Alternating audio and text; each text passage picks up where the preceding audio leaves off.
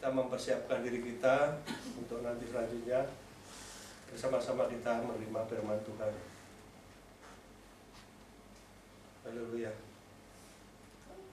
Di dalam kuasa kasih-Mu, hikmat-Mu, di dalam kuasa nama Putra-Mu yang tunggal, Tuhan Yesus Kristus, Allah sembahan kami, kasih jiwa kami, juru selamat kami datang menghadap Tuhan, mohon kami Tuhan, kasihanilah kami, tolong kami ya Tuhan, ampuni dan ampuni kesalahan kami Tuhan.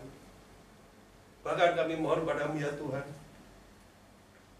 perdamaikan kami dengan semua orang ya Tuhan, supaya kuasa nama-Mu saja yang dipuji, dipermuliakan. Terima kasih Tuhan, layakkan kami Tuhan untuk menjadi pengikut-Mu Tuhan. Layakkan kami Tuhan untuk boleh serta melayani-Mu Tuhan. Biarlah Tuhan kuasa terang-Mu, pancaran kasih-Mu juga dapat kami terima Tuhan. Bahkan untuk anak-anak kami ya Tuhan, yang dalam keadaan lemah tubuh Tuhan, jangan pernah Engkau lalui Tuhan. Pandang Tuhan, berikan kasih-Mu Tuhan, berikan kuasa penyembuhan-Mu Tuhan. Haleluya Tuhan. Biarlah Tuhan anak-anak kami Tuhan membawa dirinya Tuhan untuk berkomunikasi, berinteraksi dekat bersama-Mu Tuhan, bergumul, bergaul Tuhan bersama-Mu Tuhan, supaya kuasa kasih-Mu Tuhan Engkau limpahkan Tuhan, dan Engkau ampuni dosa-dosanya Tuhan. Terima kasih Tuhan Yesus, kuasa korban-Mu, kuasa darah-Mu, kuasa tubuh-Mu Tuhan, kami terima Tuhan di dalam kehidupan kami, di dalam perjamuan kudus nanti Tuhan, dan Kau yang akan menyingkapkan Tuhan kuasa misteri yang terkandung di dalam perjamuan kudus nanti Tuhan.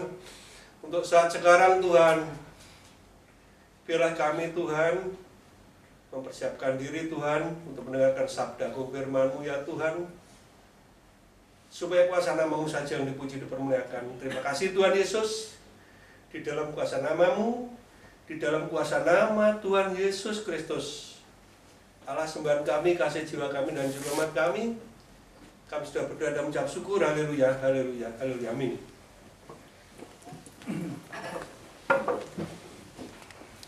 Saudara-saudara yang terkasih, salam, selamat pagi, salam sehat selalu semuanya.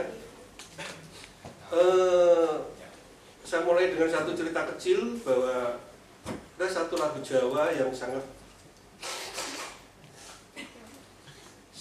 mengingatkan saya untuk ada suatu peristiwa, kalau ada keluarga kami atau keluarga besar kami ada yang sakit. Kalimatnya seperti ini dalam bahasa Jawa. Tiang sanes antor setuan kula nyuwun. Artinya apa? Kalau orang lain mendapat kemurahan-Mu Tuhan, kenapa kami tidak?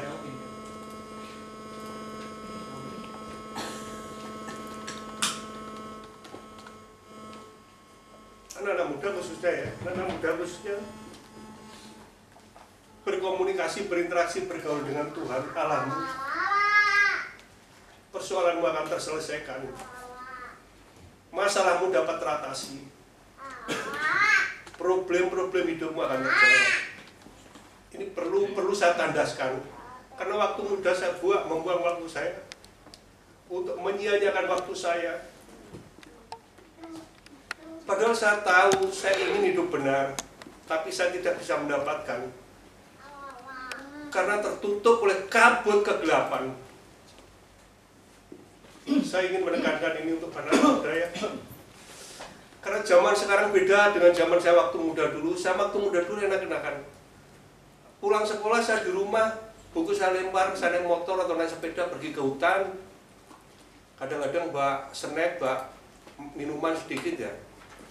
Saya bisa menikmati untuk rekreasi, ibaratnya seperti itu. Tapi sekarang nggak bisa, hutan udah habis, burung-burung pun nggak kita dengar. Yang dulu ada ikannya kita bisa lihat, kalau kita makan roti kita limpah dimakan ikannya, sekarang nggak ada. Dunia mengerikan. Bahkan saya pernah mendapat berita di Amazon, Amazon adalah stok air terbesar di dunia, air tawar. Itu pun sudah menyusut sekian meter dari permukaan awal yang biasanya dia itu normal. Ikan-ikan nggak bisa berenang, udah pada mati. Nelayan nggak perlu menjaring, tinggal nangkepin gitu aja. Perahu pun udah dangkal, nggak bisa berlayar lagi. Ini keadaan dunia sangat mengerikan. Pernah kita dengar semua ya, hikmah yang saya katakan di sini adalah pernah yang kita dengar bersama-sama karena kita dalam satu penggembalaan, dan saya mungkin hanya sedikit memberikan varian-varian saja, seperti ibaratnya coklat, keju, seperti itulah. Tapi intinya satu makanan yang sama, mungkin seperti itu ya. Jadi bukan saya mengada-ada atau bukan saya menyimpang, enggak. Saya hanya membawakan apa yang pernah Bapak Gembala bawakan. Kalau toh mungkin ada kesalahan, itu kesalahan saya, karena kebenaran dan kemuliaan hanya milik Tuhan kita Yesus Kristus. Seperti itu. Saya teringat satu berita dulu ya, tahun 2000 kalau nggak salah, 2000 bulan Maret, tanggalnya 21 Maret 2000, setelah Paulus Yohanes kedua ditembak oleh Muhammad Eliaka, orang Yahudi yang sekarang menjadi Katolik, menjadi pengikut Kristus. Karena Paulus waktu itu di penjara didatangin, diampuni, didoakan, dan sekarang dia tahu ajaran yang dulu ajaran yang tidak benar. Dia mendapatkan penyerahan, sekarang menjadi pengikut Kristus, menjadi anggota warga gereja. Terus setelah itu sudah sembuh, kunjungan ke Yerusalem. Di sana ketemu dua tokoh orang Kristen dari Rabi Yahudi sama tokoh gereja Ortodok dari Rusia. Dari tiga orang besar ini mereka membuka kitab kita ini, makanya kitab ini luar biasa. Tetapi karena hikmat Tuhan, para tokoh ini yang dibuka perjanjian lama, di sini tidak ada perselisihan. Yang ada ya nubuatan tentang perjanjian baru. Ini hebatnya orang itu ya. Jadi mereka itu kan sebenarnya beda keyakinan. Rabi Yahudi jelas tidak mengakui Yesus sebagai juru selamat. Kalau pemimpin Ortodok sama Paus sama-sama Kristus, dia pemegang Injil juga. Jadi di saat pertemuan mereka ada hikmat Tuhan, dia yang dibuka perjanjian lamanya aja. Kalau perjanjian baru yang dibuka, mungkin Rabi Yahudinya akan bilang lain. Jadi mungkin pertemuan itu menjadi satu peristiwa yang mungkin tidak enak ya. Oke, kita awali dengan satu bacaan, Lukas 1 ayat yang pertama. Minta tolong Mr. Alvin, Mas Alvin membacakan. Lukas 1 ayat pertama yang keempat. Ini juga satu kunci ya, kunci sebagai kita pengikut Kristus. Bagaimana kita harus bersikap dan menyikapi hidup kita dalam menerima segala kebenaran atau segala berita, apalagi yang sekarang banyak mengaku-ngaku sebagai ajaran-ajaran baru yang ini dan itulah, pokoknya mari dibaca aja ya. Lukas 1 ayat 1 sampai 4 ya. 1 sampai. Theophilus yang mulia, banyak orang telah berusaha menyusun suatu berita tentang peristiwa-peristiwa yang telah terjadi di antara kita, seperti yang disampaikan kepada kita oleh mereka yang dari semula adalah saksi mata dan pelayan firman. Karena itu setelah aku menyelidiki segala peristiwa itu dengan seksama dari asal mulanya, aku mengambil keputusan untuk membukukannya dengan teratur bagimu, supaya engkau dapat mengetahui bahwa segala sesuatu yang diajarkan kepadamu sungguh benar. Ini bagi kita, bagi saya khususnya ya, dasar keimanan yang harus kita ingat. Karena menurut Lukas, dia menyusun segala peristiwa yang terjadi di antara kita. Artinya apa? Semua itu ada bukti, ada fakta, ada data, sejarahnya. Jadi kekristenan bukan satu dongeng, kekristenan bukan satu mitologi atau legenda, tapi kekristenan adalah satu peristiwa sejarah yang pernah ada, betul-betul ada. Sekalipun sejarah ini bukan sejarah seperti pada umumnya, karena ini sejarah Sang Pencipta, tetapi karena Sang Firman ya, firman Allah menjadikan dirinya manusia, sehingga sebagai manusia pasti ada jejak-jejak peninggalannya, ada kisahnya. Dan itu harus kita cermati dengan secara teliti dan seksama, karena sekarang banyak pengajaran-pengajaran palsu ya. Muncul lagi pengajaran dari Korea, apa Yu Huang Wei, apa namanya nggak jelas ya. Tapi yang jelas ini ajaran baru. Mereka mengatakan bahwa mereka bisa membawa kita menuju surga. Wah, dan mengerikan. Makanya ini kita harus pegang Lukas 1 ini tadi. Kita harus mencermati segala satu firman Tuhan.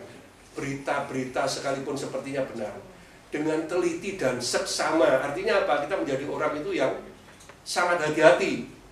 Kalau orang Jawa bilang itu setiting hati-hati waspodo waskito lan wicaksono. Artinya kita harus sangat hati-hati sekali, sangat dengan bijaksana untuk mempertimbangkan segala sesuatunya itu. Minta maaf biasa sedikit banyak agak karena suka jadi terpengaruh dengan budaya Jawa, mau dimaafkan ya mungkin kalau yang nggak begitu mengerti ya. Tapi saya kira nggak apa-apa. Dan saya memang banyak berinteraksi dengan orang-orang Jawa dalam pergumulan-pergumulan, sehingga kalau mereka bertanya saya terangkan dengan cara Jawa. Contohnya begini, tentang Yesus kok Tuhan, piye Thomas gini-gini. Saya kasih istilah Jawa juga.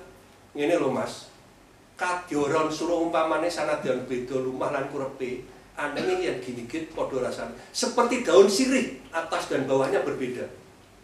Tapi kalau kita gigit sama rasanya. Itu Yesus Tuhan Allah seperti itu. Itu cara saya menerangkan. Jadi kalau dengan mereka saya komunikasinya harus masuk ke budaya mereka seperti itu ya. Itu satu contoh-contoh saja.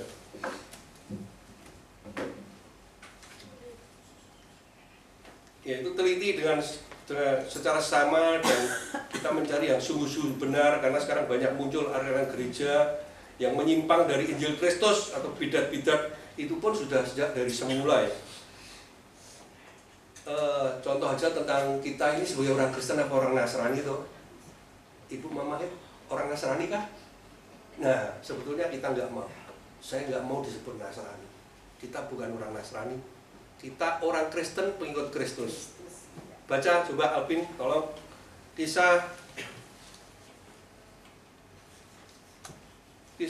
Para Rasul 24 ayat 5 ya.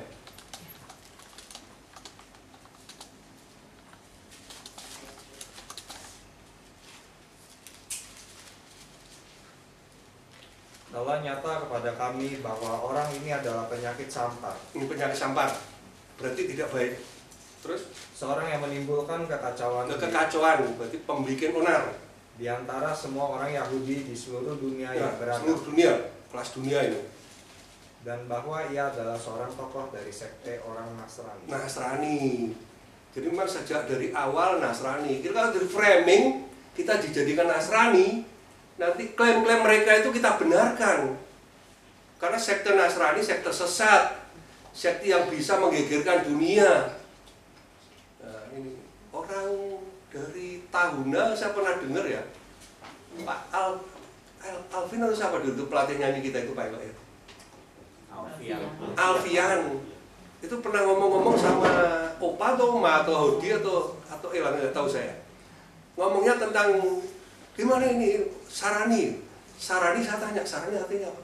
Sarani itu artinya Nasrani. Oh, nah itu saya juga baru tahu. Ternyata di mana-mana sudah terframing kita itu sebagai orang Nasrani. Kalau kita Nasrani, kita ikut sekte ini, kita membenarkan klaim-klaim mereka. Tokoh mereka. Coba tolong WA saya tolong dibaca Alvin. Warakah. Ada satu tokoh Warakah, tokoh Nasrani dari Arab, dunia Arab. Minta tolong dibaca itu. Ada, masih ada ya? Ini isu.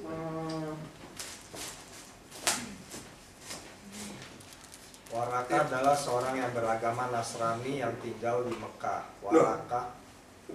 Waraka adalah seorang imam Nestorian dan dihormati dalam tradisi Islam untuk menjadi salah satu hanif pertama yang percaya kenabian Muhammad. Nah, dia mengetahui tentang kenabian Muhammad dari Injil. Nah, itu. Jadi Injil kita dibawa oleh seorang Nasrani, tokoh Nasrani namanya Waraka. di dunia sana, di Timur Tengah sana.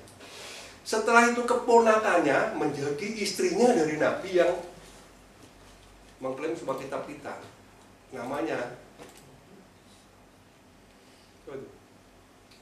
Siti Fatimah kalau nggak salah. Itu pamannya, Warakah itu pamannya istri dari Nabi yang pertama itu.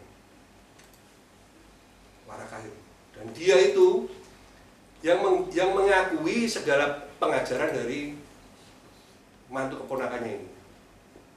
Ternyata seperti itu. Makanya kita mulai sekarang sudah tahu bahwa kita bukan orang Nasrani.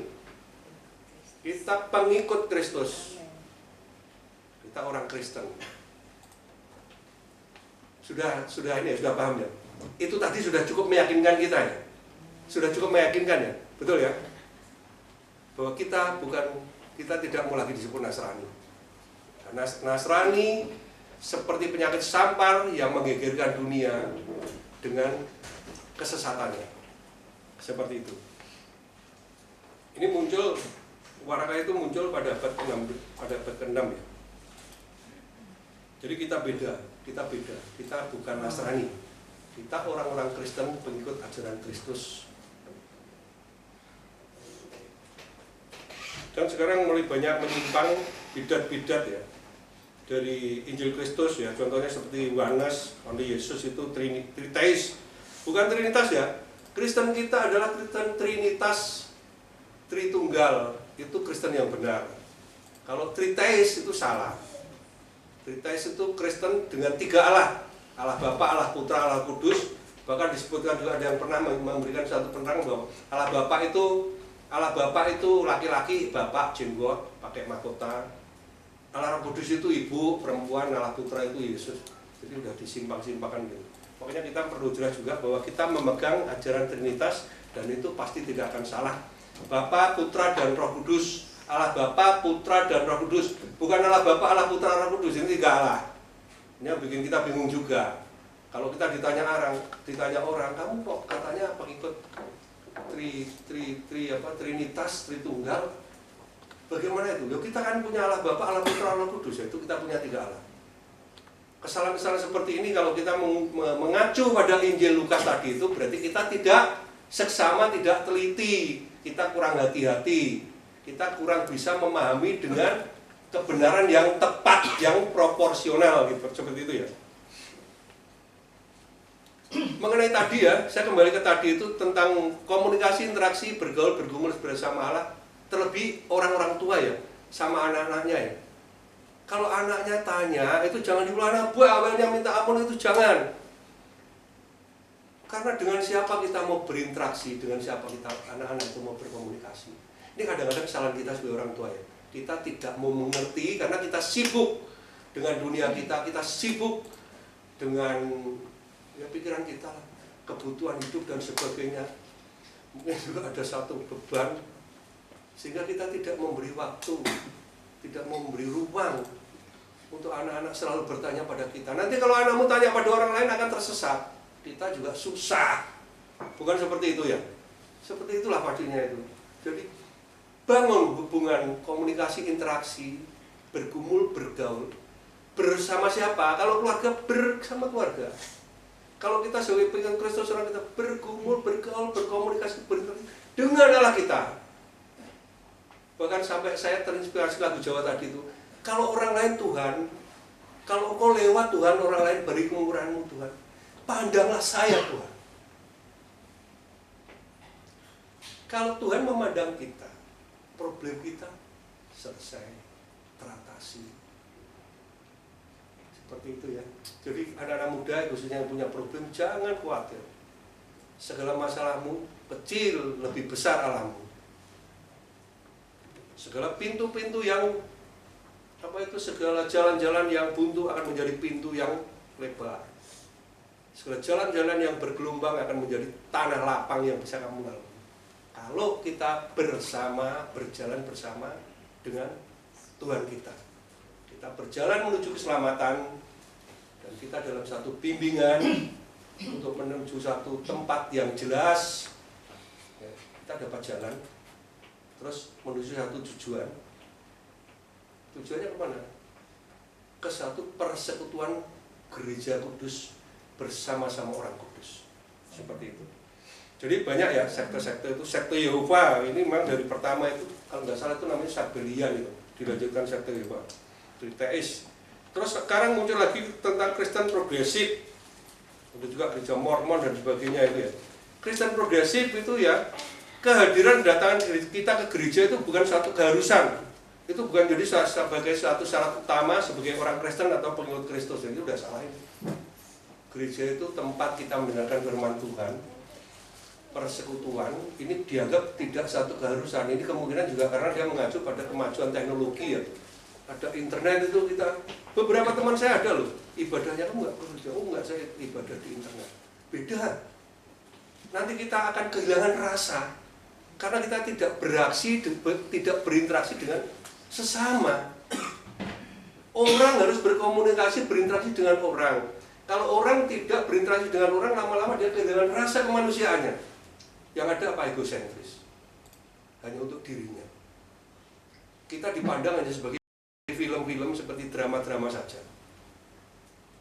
Ada nggak kemungkinan seperti ini? Ada. Bisa jadi antisosial. Karena kehilangan rasa. Nah, soal rasa saya ada satu cerita seperti ini ya. Cerita soal gamelan ini supaya Anda tahu ya. Sedikit versi-versi saya cara mendengar firman Tuhan. Seperti juga bangsa Israel. Bangsa Israel bangsa luar biasa. Bangsa Israel itu hilang 2000 tahun. Terputus hilang, nggak punya negara. 2000 tahun, hampir 2000 tahun. Baru tahun 1947 dikembalikan ke sana. Mereka minta kembali. Makanya yang sering Opa bilang itu Shalom, artinya Shalom itu ketemu kita di Yerusalem. Di Yerusalem sana itu. Dan memang waktu mereka diaspora, terpencar kemana-mana, selalu kalau ketemu sama mereka itu bilang seperti itu. Sama juga orang-orang Timur Tengah, saya juga tahu mereka, kalau saya deketin jamaah, dia kaget dikira, loh kamu Cina kok jamaah. Saya kalau ketemu orang-orang itu ya, saya deketin, saya jauh gitu ya, saya bilang jamaah, kaget. Terus saya cerita, kok kamu tahu bahasa itu, pesandi itu? Ya, saya teman Arab, saya juga banyak. Bahkan ibu saya berteman baik dengan seorang Arab, namanya Ibu Jane. Jadi sebetulnya kalau kita benci pada satu bangsa itu salah besar. Karena kejahatan itu bukan milik satu bangsa atau suatu suku bukan. Kejahatan bukan milik semua orang. Hanya saja framing ini loh. Pikiran kita tuh udah di framing, dibentuk. Mereka juga seperti itu. Benci pada orang Cina, benci pada orang Kristen. Apalagi ada juga yang harus dipenggal lehernya, harus dimusnahkan. Dunia tidak akan kiamat sebelum orang-orang ini. Kan seperti itu namanya framing. Kita tidak percaya yang demikian, tidak tetap percaya pada kebenaran Yesus Kristus ya. Tentang rasa. Seperti juga saya pernah dengar dan pernah baca bahwa orang Israel yang tercerabut dari budaya aslinya, dia menyebar kemana-mana menjadi diaspora.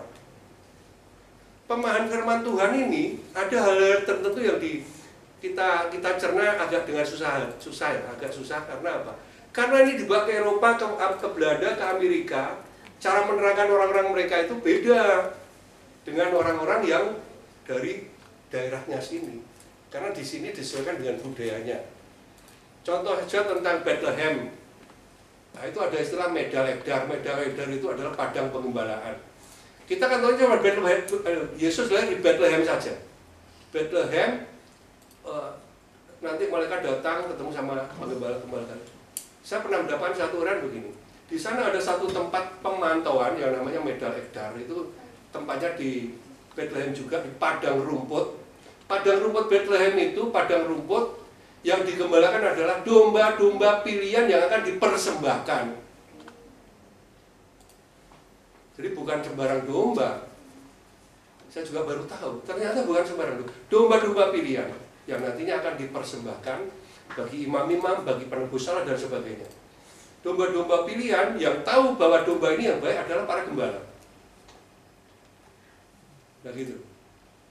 Yesus itu adalah domba yang sesungguhnya. Kenapa yang ditemuin pertama malaikat adalah para gembala-gembala. Kan gembala-gembala itu tahu domba yang baik itu bagaimana. Dan mungkin juga dia mendengarkan nubuatan-nubuatan Nabi bahwa akan ada anak domba Allah yang akan jadi korban. Makanya malaikat yang pertama diketemuin adalah para gembala. Karena gembala ini yang tahu persis bagaimana domba-domba yang layak dan pantas yang tak bercacat yang akan dipersembahkan. Dan gembala-gembala ini juga mungkin mendengarkan Tanak ya, Septuaginta ya, Perjanjian Lama itu dengan segala nubuatannya. Makanya saya kadang mikir gitu, kenapa malaikat mengabarkan kabar kebenaran, mengabarkan sang juru selamat datang ke bumi, kok bukan raja, bukan apa, malah gembala yang pertama kan? Gembala kan, betul Pak Eko ya? Gembala kan? Saya cari itu, ternyata ada jawaban bahwa karena gembala yang tahu cacat celah, layak pantas atau tidaknya domba-domba itu untuk dikorbankan atau tidak. Dan kemungkinan menurut saya dengan hikmat Tuhan, gembala-gembala ini juga menerima dasar dari pengajaran firman Tuhan Perjanjian Lama tentang nubuatan para nabi yang menubuatkan tentang kehadiran Sang Mesias, Sang Juru Selamat. Seperti itu ya. Jadi ini bukan saya mengada-ada ya, bukan saya tidak percaya dengan kabar kebenaran yang dibawakan oleh orang Amerika atau orang Eropa atau orang Belanda, enggak ya. Tapi memang kadang-kadang kita mesti harus teliti juga mencari sumber-sumber. Saya pernah ada juga satu acara TV gamelan yang main orang-orang Belanda. Suaranya bagus. Tapi di TV yang satu saat ada TV yang beda dari daerah Banjarnegara yang main anak-anak kecil.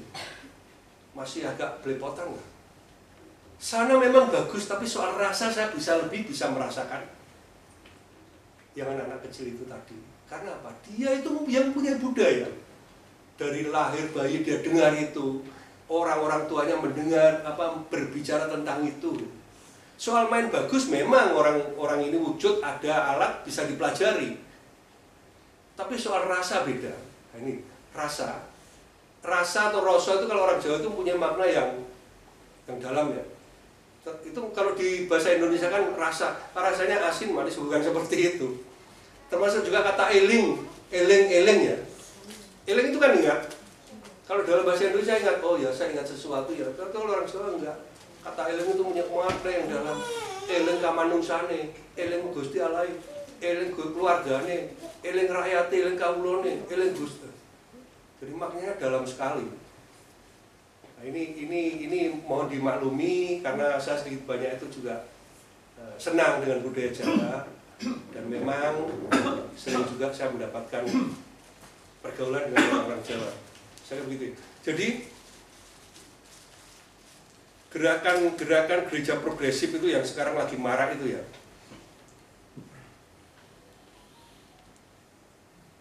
Kehadiran datang ke gereja bukan satu keharusan. Ini ada satu cerita tentang pengalaman saya. Waktu saya di Blora, saya masih kerja di BCA. Rapi. Saya kerja di BCA bersih gitu. Karena jarang kena panas ya. Saya ikut gereja Katolik. Kita bukan masalah Kristen atau Katoliknya, ini pengalaman saya. Waktu saya hari Minggu, malamnya habis main sama teman-teman itu, cerita-cerita, pagi bangunnya kesiangan. Saya nggak ikut gereja. Saya ada interaksi baik dengan Frater Tejo, calon pastor, yang ternyata tidak jadi pastor. Akhirnya dia punya keluarga. Tapi interaksinya saya cukup baik, orang dari Malang. Dia karena saya nggak ada, saya dicari di rumah kakak saya lagi tidur. Pak Edi, kamu apa kamu nih? Ya apa kamu nih? Kenapa kamu nih? Kok nggak datang ke gereja hari ini? Saya bilang, Frater, sekalipun saya tidak ke gereja, tapi saya akan berdoa. Oh, gak ngono iku, ndak begitu itu. Kamu mau menciptakan Tuhanmu sendiri ya, itu saya ingat betul. Jadi, tanpa kita mendengarkan firman Tuhan yang benar, kita akan menciptakan Tuhan kita yang akan kita paksa Tuhan kita. Tuhan, saya punya hutang, tolong Tuhan bayar hutang saya. Tuhan, saya punya musuh Tuhan, tolong hukum musuh saya Tuhan. Kalau tanpa firman Tuhan yang benar, kita menciptakan Tuhan sendiri kan, akhirnya Tuhan yang kita ciptakan apa? Tuhan yang menurut kemauan dan kehendak kita. Dan ini bisa salah. Bisa salah. Saya pun mengalami hal yang demikian. Dan saya katakan, itulah masa kebodohan saya dulu. Terus,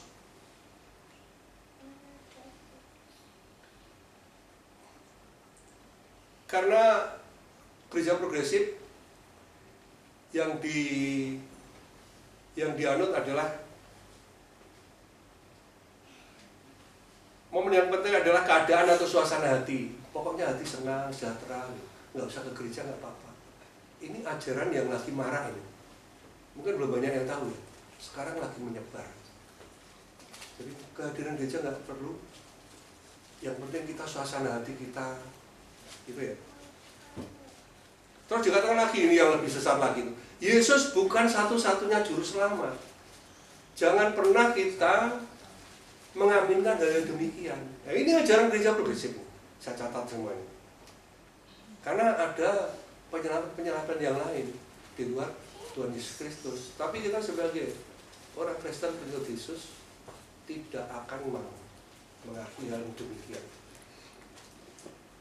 Dengan keyakinan tindakan baik atau perbuatan baik, kita bisa menjadikan jalur keselamatan dengan kadar ukuran yang berbeda-beda untuk tiap-tiap atau masing-masing individu.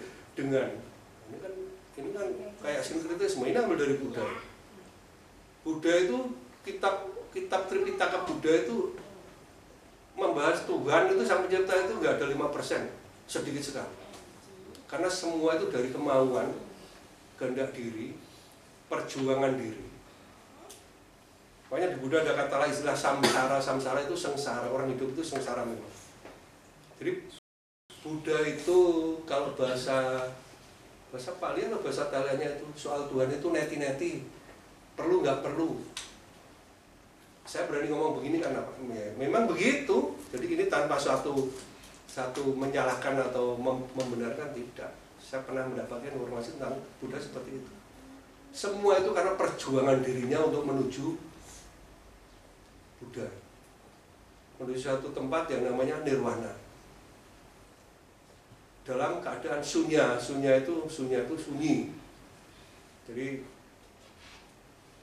Tuhan itu tidak banyak dibahas dalam agama Buddha.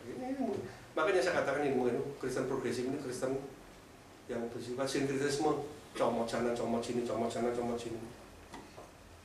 Gerakan ini bisa juga dikatakan gerakan teologi Kristen pasca liberal. Ini memang gereja. Kalau yang namanya liberal itu kan bebas.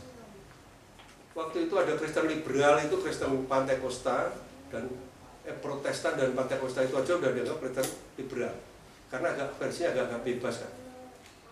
Bahkan pernah waktu di Manado itu hari Minggu kita mau ada KKN, anak-anak muda bawa bendera-bendera. Maka biasa lalu weh, Manchester United aja. Dikira kayak pendukung bola, bawa bendera. Dan itu memang marah itu. Jadi gerakan ini bisa juga dikatakan gerakan teologi Kristen pasca liberal. Jadi mereka ini membuat satu konsep-konsep atau apa namanya itu kalau makanan itu, resep-resep yang berbeda yang bisa lebih menarik orang, mempengaruhi orang. Bapak Gembala sering mengatakan demikian, hanya untuk menyenangkan hati orang-orang itu. Terus yang mereformasi gerakan iman di luar historitas atau di luar Alkitab yang sebenarnya. Mereka buat cerita tentang ini dan itu, termasuk Mormon punya nabi sendiri, punya kitab sendiri, kan seperti itu. Saksi Yehova juga kitab sendiri.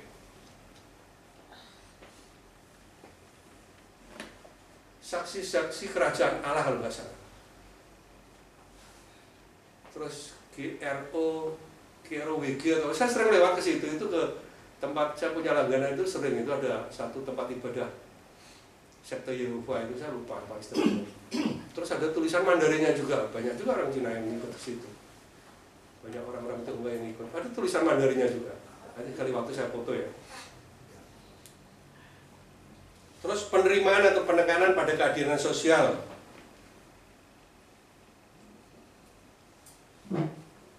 Jadi penerimaan penekanan pada keadilan sosial. Kalau keadilan sosial kita itu kan warga negara satu bangsa, satu negara. Ya kita ikut hukum positifnya lah. Hukum apa yang ada kita ikutin, nggak usah Kristen membuat hukum sendiri. Hukum Kristen, hukum rohani itu tidak tertulis, hanya sanksi-sanksi moral. Nah ini lebih berat sebetulnya. Kalau hukum negara kan sanksinya jelas, itu denda atau pidana. Tapi kalau hukum Kristen itu kan hukum sanksi moral. Dan memang betul sih, hukum tertinggi dalam suatu negara atau hukum dalam kehidupan manusia itu yang tertinggi adalah bukan Pancasila kalau di Indonesia, bukan Undang-Undang 45. Hukum yang tertinggi di negara ini bagi kita adalah etika dan moral. Kalau kita kehilangan etika dan moral, hukum apapun akan ditabrak, akan diterjang. Nah, itulah salah satu yang harus kita akui, kita ikuti. Hukum Kristen itu hukum etika dan moral juga, karena tidak tertulis. Terus ikut serta dalam kepedulian sosial terhadap lingkungan, Kristen progresif ya. Memiliki secara mendalam untuk saling mengasihi satu sama yang lain. Nah ini bahaya juga ini, tanpa satu batas-batas yang jelas dengan kebenaran dan kebencian mungkin mereka akan bablas-bablas, dan ini kan yang sering terjadi ya. Jadi sesuatu yang menyimpang-menyimpang. Oleh sebab itu, mari kita baca Efesus 1 pasal yang ke-23. Minta tolong dibacakan.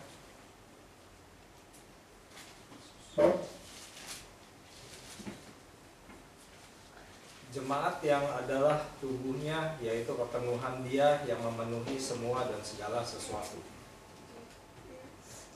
Beda ya, beda terjemahan. Efesus 1. Efesus 1, 2-3. Jemaat yang adalah tubuhnya, yaitu kepenuhan Dia. Nah, kepenuhan ya, benar.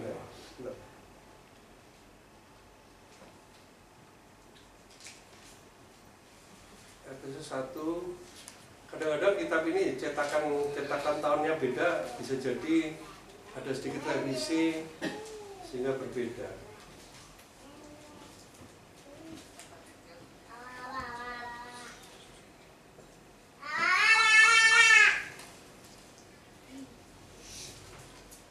Efesus 1, 23.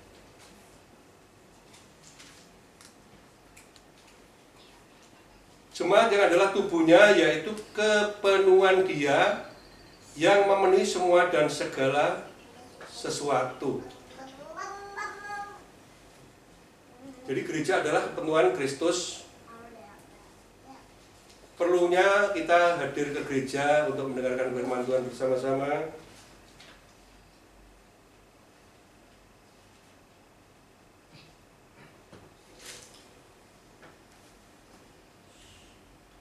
Coba yang 22. Yang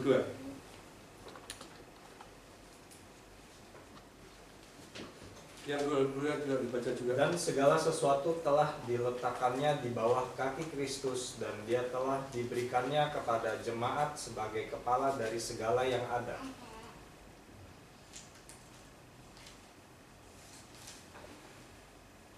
Ya.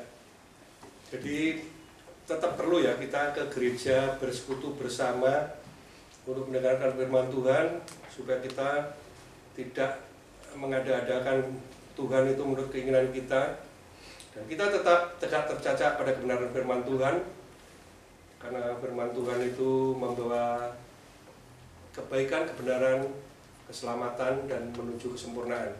Coba baca Amsal 16:25. Inilah salah satu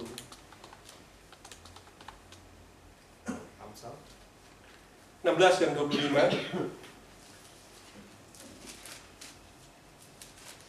Ada jalan yang disangka lurus, tetapi ujungnya menuju maut. Ujungnya menuju maut. Jadi seperti ini tadi, penyimpangan-penyimpangan dari bidat-bidat itu memberikan satu pemahaman-pemahaman disederhanakan, kenyamanan, keleluasaan, tapi ujungnya menuju maut. Dan Kristuslah jalan satu-satunya menuju keselamatan. Dan Kristus selain menuju keselamatan juga jaminan karena dia sebagai juru selamat. 2 Petrus 2 ayat 1 dan 2.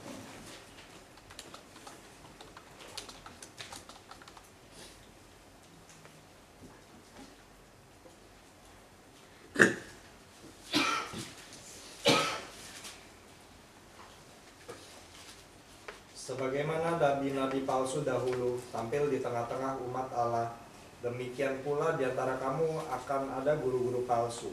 Mereka akan memasukkan pengajaran-pengajaran sesat yang membinasakan, bahkan mereka akan menyangkal penguasa yang telah menebus mereka, dan dengan jalan demikian segera mendatangkan kebinasaan atas diri mereka. Banyak orang akan mengikuti cara hidup mereka yang dikuasai hawa nafsu, dan karena mereka jalan kebenaran akan dihujat. Nah itu ya, jadi jelas sekali ya bahwa banyak muncul sekte-sekte, ajaran-ajaran palsu, ajaran sesat itu adalah suatu penghujatan terhadap kebenaran atau menyangkal atau melawan. Kita baca juga Galatia 1, 8, 9, 10.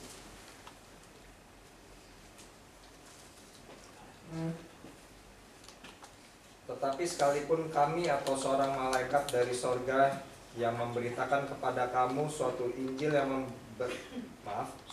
yang berbeda dengan Injil yang telah kami beritakan kepadamu, terkutuklah dia. Seperti yang telah kami katakan dahulu, sekarang kukatakan sekali lagi, jikalau ada orang yang memberitakan kepadamu suatu Injil yang berbeda dengan apa yang telah kamu terima, terkutuklah dia. Jadi bagaimana sekarang? Adakah aku cari kesukaan manusia atau kesukaan Allah? Adakah aku coba berkenan kepada manusia?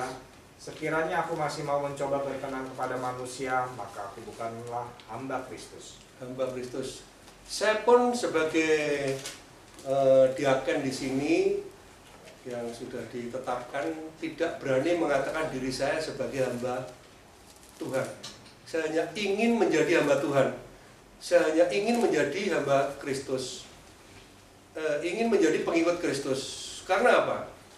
Kalau dibandingkan saya itu antara Pak Sun dan Pak Eko, saya itu harus berlari kencang sekali untuk mengejar dari ketertinggalan saya.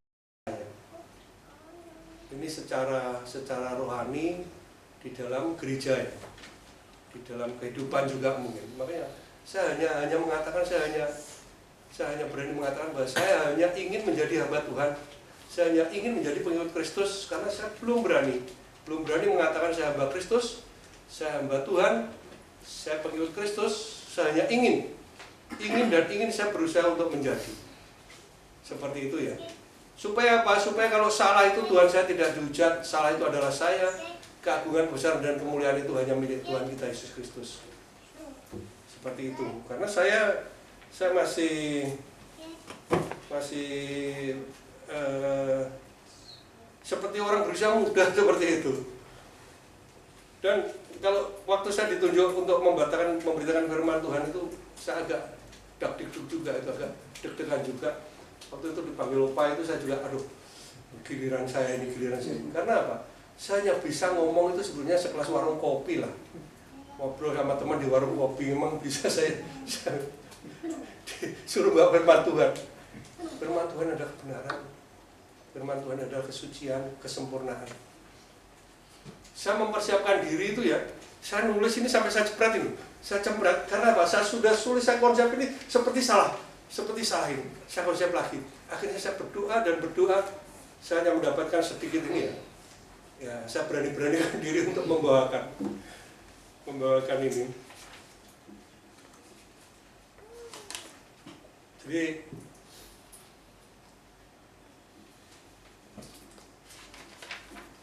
dari Galatia tadi itu ya, Galatia 1, 8, 9, bahwa kita harus menjadi orang-orang benar di dalam menjalani kehidupan sebagai pengikut.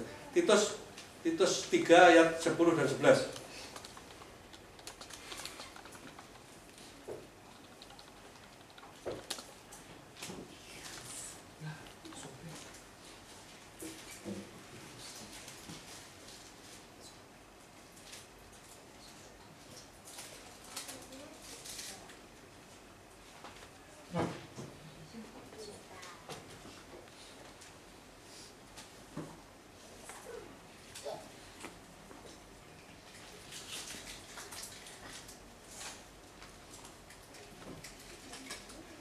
seorang bidat yang sudah 1-2 kali kau nasihati, hendaklah engkau jauhi. Engkau tahu bahwa orang yang semacam itu benar-benar sesat dan dengan dosanya menghukum dirinya sendiri. Segera sesudah kukirim Artemas, sudah selesai. 10 ya, sampai 11 saja. 11 ya. Jadi memang kalau kita ketemu orang-orang yang, ya kan ada pesan juga dari firman Tuhan itu, jangan lempar permata atau mutiara ke kedua ya. Karena nanti kita akan diserang juga. Artinya kita juga jangan gampang mengumbar firman Tuhan pada orang-orang yang baru kita kenal. Ada satu pesan yang saya ingat dari Bapak Gembala bilang bahwa kalau kamu tidak ditanya ya diam saja. Lebih juga saya perdalam lagi pesan itu bahwa kalau toh dia tidak menjadi musuh kita ya biarkan saja. Kalau tidak memusuhi kita. Tapi kalau dia memang sedikit memusuhi kita dan memang membuat satu cerita-cerita yang tidak benar ya dengan sopan kita beri jawab dengan hati-hati, dengan hikmat Tuhan supaya tidak menjadi pertentangan.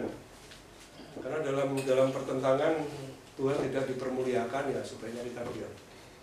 Coba 2 Yohanes 10 dan 11.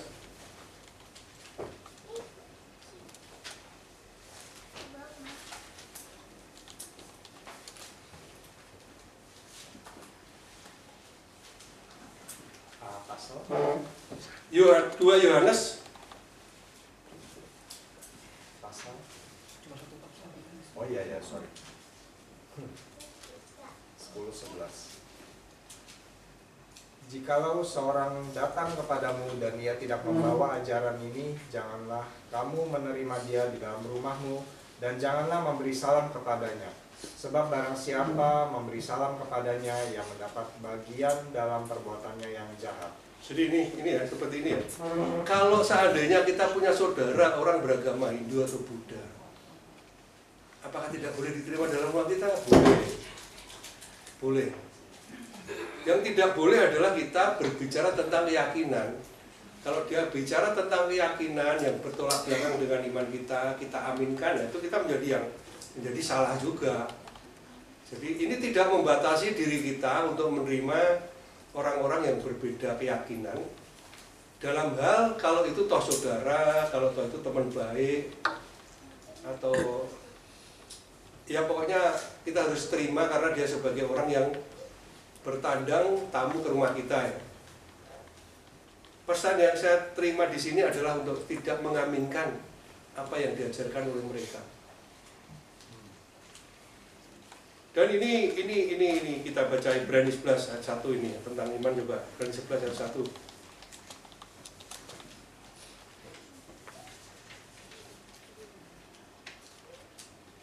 Iman adalah dasar dari segala sesuatu yang kita harapkan dan bukti dari segala sesuatu yang tidak kita lihat. Itu ya, iman ya. Coba itu dipahami betul itu untuk anak-anak muda ya. Tapi yang dalam pergumulannya itu bahwa bagaimana iman yang benarnya itu, bagaimana iman yang harus kita pahami dengan benar itu. Bahwa kita harus percaya secara mutlak dengan hati yang penuh, selalu bersyukur bahwa Injil Kristus yang adalah kabar kebenaran, kabar terang, kabar bahagia, kabar sukacita, kabar keselamatan, yang mana adalah ajaran terang, kebenaran dan kasih yang merupakan jalan kebenaran menuju keselamatan untuk hidup, menuju keabadian atau kekal. Jadi hal abadi dan kekal mungkin agak sedikit beda ya.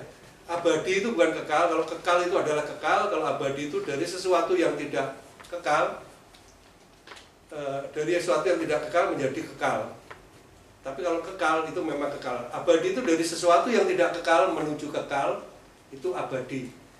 Menuju keabadian, abadian itu kekal.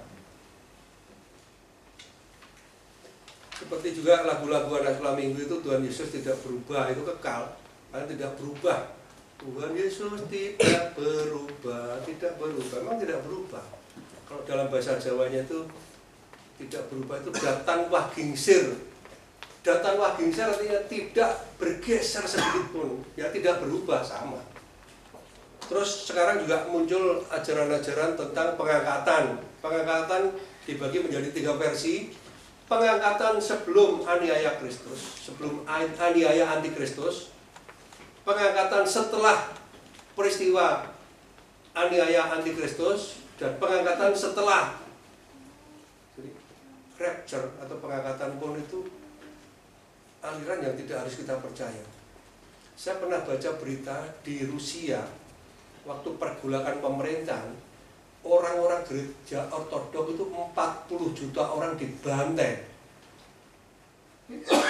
Kenapa dibantai? Karena mereka tidak percaya dengan rapture atau pengangkatan. Dan pengangkatan ini memang konsep baru yang dibuat oleh orang-orang liberal.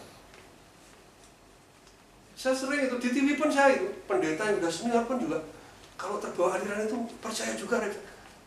Bagi saya tidak ada pengangkatan. Saya tidak cari, saya tidak menemukan. Yang ada itu di bawah. 2 orang di ladang, 1 orang di bawah. 2 orang di pengirikan, 1 orang di bawah. 2 orang di kamar, 1 orang di bawah. Tidak diangkat. Kok tiba-tiba muncul konsep pengangkatan atau rapture betul ya? Rapture pengangkatan. Ini dari mana, saya juga heran. Ternyata saya cari-cari itu abad 18. Abad 18 tahun 1850 ada seorang pendeta dari Eropa kalau nggak salah itu membuat konsep pengangkatan itu. Di Surabaya ada gereja besar sekali. Itu pun sedikit-sedikit yang diomong soal pengangkatan. Saya heran juga. Padahal sekolahnya ke Korea, sekolahnya ke Amerika. Saya bukan lebih pintar dari dia, tidak ya. Saya yang ingat pesan dari Lukas tadi itu, bahwa kita harus seksama dengan teliti untuk menerima pengajaran-pengajaran, untuk memahami kebenaran Injil Kristus itu. Bukan masalah pintar atau tidak. Seorang sepintar apapun kalau tidak ada urapan masalah itu, omongnya seperti tukang jamu. Karena omongan yang sederhana dari orang yang bodoh pun itu kalau dipakai Tuhan itu menjadi berkat. Jadi tidak ya, saya tidak ini. Tapi saya hanya mau katakan bahwa kalau ada yang ajarannya seperti itu jangan kita terima. Kalau toh Anda mau terima, cermati dulu. Tapi kalau rapture saya cari di sini nggak ada, pengangkatan di sini nggak ada, 1 pun nggak ada. Kalau toh ada orang-orang tertentu yang diangkat, itu kan bukan kita. Kok kita bandingkan dengan mereka kayak Elia? Loh kok kita bandingkan dengan Elia? Kita itu siapa? Elia orang dari Tisbe, tidak pernah ketemu asal-usulnya. Nah, kita tahu itu misteri. Loh kok kita bandingkan seperti itu? Ya nggak bisa dong. Dia diangkat dibawa oleh kereta kuda yang berapi itu ya. Dan dia pun tahu panggilan Tuhan. Karena apa? Dia berkomunikasi, berinteraksi akrab dengan, seperti juga Henok. Itu bergumul bergaul dengan Allah selama 300 tahun. Sejak umur 60 tahun Henok itu bergumul bergaul bersama Allah, akrab dengan Allah. Nah, kita ini siapa? Jangan kita itu seperti, kalau istilah Jawanya itu mancolo warno, mancolo putri. Kadang-kadang jadi ini, kadang-kadang jadi ini, kadang-kadang jadi ini. Kan ada itu juga. Saya seperti Musa. Wah ini, ada yang seperti itu. Nggak boleh, kita nggak boleh. Kita adalah kita. Kita harus mau menjadi diri kita sendiri dengan segala kelebihan dan kekurangan. Kalau ngomong sama anak saya tentang operasi plastik, bersyukur juga dia tidak suka operasi plastik. Saya bilang, kamu bersyukur, kamu sudah dikasih tubuh seperti itu, wajah seperti itu, bersyukur aja. Nggak perlu yang seperti itu. Bahkan pernah ada cerita orang Taiwan itu karena ingin panjang, ingin tinggi, dokter itu menyediakan kakinya nanti dipotong 10 cm satu-satu, terus disekrup, dikasih obat penumbuh tulang, nanti tulangnya akan tumbuh. Nanti ganti satu yang kaki satunya, dua-duanya rusak. Akhirnya kalau nggak pakai kursi roda, pakai beginian, pakai krek ini. Hanya karena keinginan dan dia menolak dari berkat yang dari Tuhan. Ini betul. Saya pernah baca berita itu. Oh, udah cantik, tinggi, pendek sih nggak terlalu pendek lah. Namanya orang Asia. Orang Asia kan semampai ya, semeter tak sampai. Minta tolong dibaca ini Lukas 17 ayat 36, 34, 36.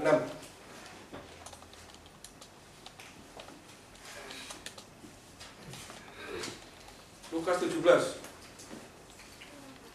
34, 35, 36. Aku berkata kepadamu, pada malam itu ada dua orang di atas satu tempat tidur, yang seorang akan dibawa dan yang lain akan ditinggalkan. Ada dua orang perempuan bersama-sama mengilang, yang seorang akan dibawa dan yang lain akan ditinggalkan.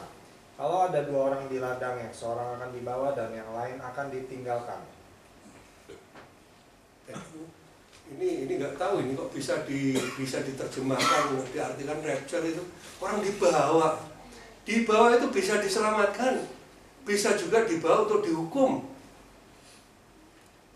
Saya belum tahu pasti dibawa kemana ini? Dibawa untuk diselamatkankah atau dibawa untuk dihukumkah? Karena ini tidak ada keterangan jelas ini. Saya belum dapat jawabannya. Terus 2 Tesalonika ayat 2 pasal 2 ayat yang 15. Jadi jelas ya, bahwa rapture tidak pernah ditemukan, pengangkatan tidak pernah ditemukan dalam kitab ini. Kalau peristiwa-peristiwa pengangkatan terjadi pada orang-orang tertentu, toh itu bukan kita, itu mereka, orang-orang pilihan. Sekarang banyak muncul rapture-rapture itu. Dan saya heran itu ada satu pendeta yang saya dulu kagum ya, karena dia sangat senior sekali, gereja besar juga. Suatu saat saya mendengar satu rapture itu, langsung sudah. Bagaimana begitu? Bukan saya lebih pintar, tidak. Karena saya cari di sini itu nggak ada pengangkatan. Kok dia bisa mengajarkan pengangkatan? Coba tolong dicari ya. Dari jemaat ya. Kalau mungkin ada nanti saya tolong dikasih tahu. Supaya kebodohan saya ini bisa terjawab gitu. Selama ini saya cari nggak ketemu. Yaitu tadi Lukas 17, 34, 35, 36 itu tentang dibawa untuk dihukum atau dibawa untuk diselamatkan. 2 Tesalonika 2 ayat 15. Sebab itu berdirilah teguh dan berpeganglah pada ajaran-ajaran yang kamu terima dari kami, baik secara lisan maupun secara tertulis. Ya, secara lisan maupun secara tertulis. Ini juga perlu kita pahami bahwa lisan itu adalah satu budaya. Tutur tinutur, gedok tular itu namanya lisan. Jadi tidak tertulis. Yang tertulis jelas. Termasuk budaya-budaya setempat, orang Kristen harusnya tidak anti budaya setempat ya. Soal budaya-budaya kayak di Batak ada peristiwa ini itu harusnya kita tidak anti. Karena itu lisan, itu yang tidak tertulis. Kalau yang tertulis jelas, selagi tidak bertentangan dengan ajaran kebenaran Kristus, ya kita terima. Supaya apa? Supaya pekabaran Injil kita itu tidak menjadi suatu halangan atau hambatan. Karena memang harus ada suatu akulturasi budaya untuk supaya pekabaran Injil itu menjadi berjalan baik, diterima baik. Ada satu peristiwa waktu itu wakil pimpinan BCA saya namanya Pak Sukresno. Dia orang Jawa, dia orang Katolik. Waktu pindah rumah, kita diundang. Ya, ada tumpengan. Terus ada upacara mengucurkan air dari kendi ya, dari gerabah itu dikucurkan depan rumah, dikitering gitu. Kan seperti itu nggak apa-apa. Kalau seperti itu melunturkan iman Kristen kita, perlu kita tahu iman kita adalah iman imitasi. Barang imitasi gampang luntur. Iman Kristen harusnya seperti emas murni, tidak takut api dan tidak takut luntur. Karena emas kalau kena api lebih murni lagi dan akan tetap cemerlang. Harusnya seperti itu. Makanya orang Kristen kalau bergaul sama orang yang tidak seagama takut. Nah, kapan kita bersaksi? Kita dipesan, jangan kamu bergaul dengan itu, takut terpengaruh. Artinya apa? Luntur imannya. Barang imitasi itu kualitasnya tidak bagus. Kita harus punya iman seperti emas murni. Seperti itu ya. Dan untuk pasal yang terakhir, Matius 28 ayat 19-20.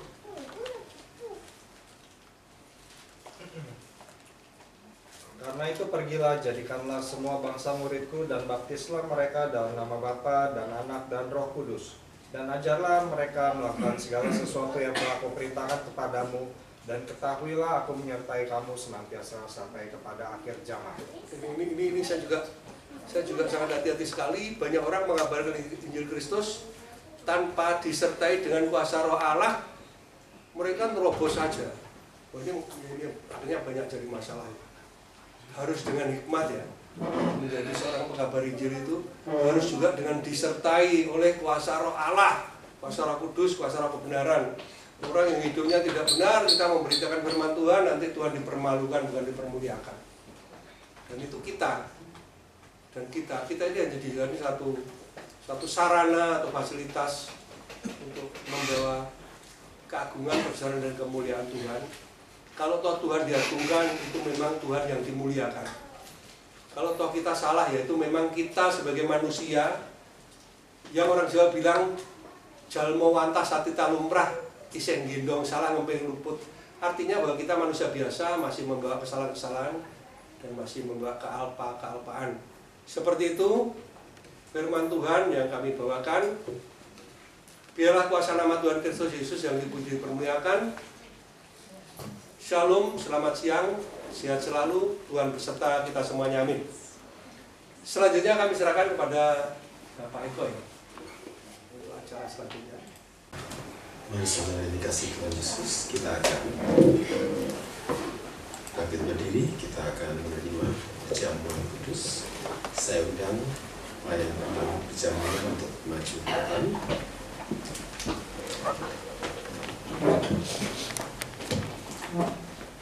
Kita mendengarkan pujian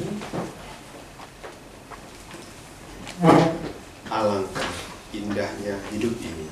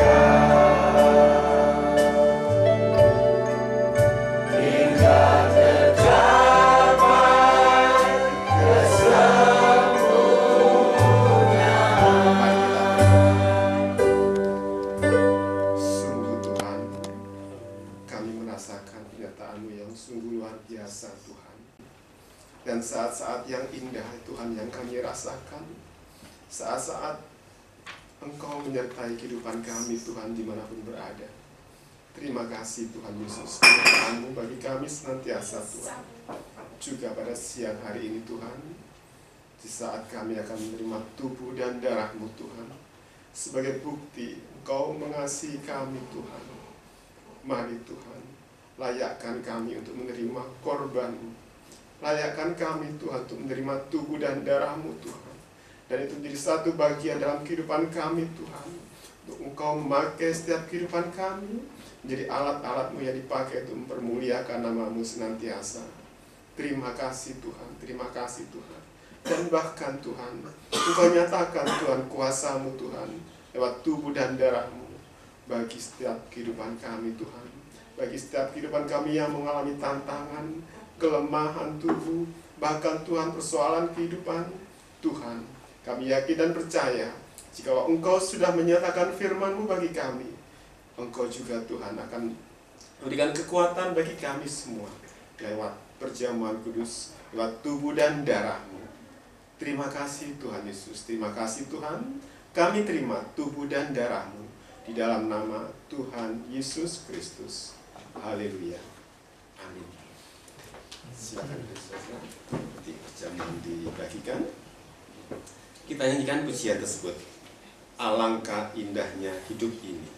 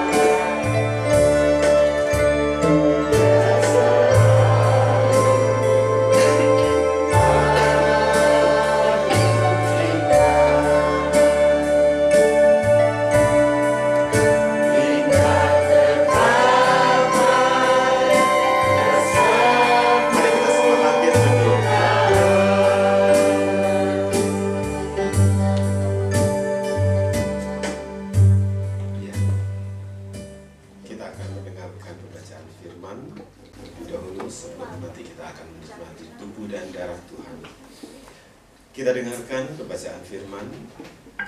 Sebab apa yang telah kuteruskan kepadamu telah aku terima dari Tuhan, yaitu bahwa Tuhan Yesus pada malam waktu ia diserahkan mengambil roti, dan sesudah itu ia mengucap syukur atasnya. Ia memecah-mecahkannya dan berkata, inilah tubuhku yang diserahkan bagi kamu. Perbuatlah ini menjadi peringatan akan aku. Kita makan bersama-sama tubuh Tuhan Yesus Kristus. Dalam nama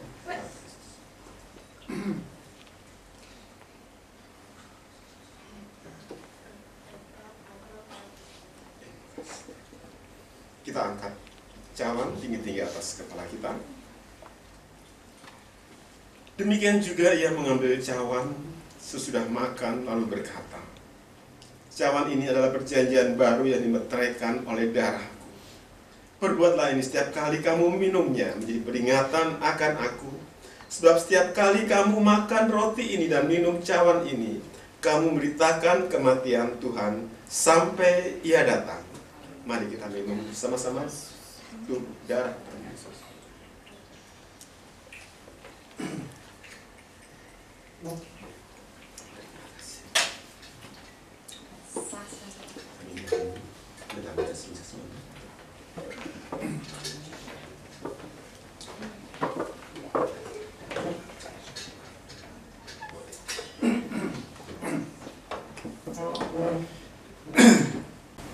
Haleluya, haleluya. Terima kasih ya Tuhan Yesus. Engkau telah melawat kami pada siang hari ini ya Tuhan.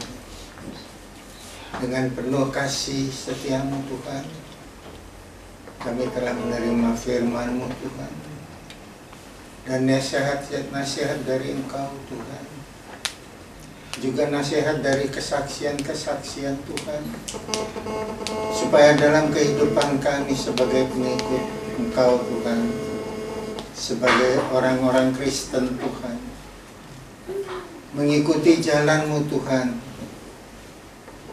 Biarpun jalan itu lurus, tapi ujung-ujungnya tidak benar. Oleh karena itu kami butuh Roh Kudus-Mu ya Tuhan, untuk membimbing kami, membawa kehidupan kami sesuai dengan kehendak-Mu ya Tuhan. Terima kasih ya Tuhan Yesus, terima kasih. Engkau memberkati hamba-Mu yang telah menyampaikan firman-Mu Tuhan. Engkau memberkati kami semua Tuhan sebagai jemaat, sebagai anak-anak-Mu Tuhan, hamba-hamba-Mu Tuhan. Terima kasih ya Tuhan Yesus, terima kasih.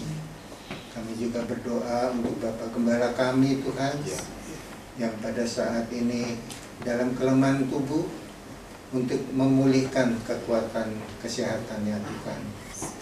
Engkau pakai dokter-dokter, suster, para medik di Rumah Sakit Royal Progress Tuhan.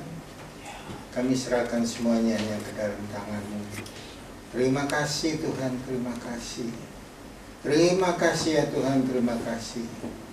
Pada saat ini Tuhan, kami mengucapkan terima kasih syukur kami. Dan hendaklah Allah Bapa, Allah Anak, dan Allah Roh Kudus sebagai juru selamat Tuhan kami, menyertai kami sekalian. Pulanglah dengan damai sejahtera, hanya di dalam nama Tuhan Yesus Kristus. Dan kami panjatkan doa kami serta ucapan syukur. Haleluya. Amin.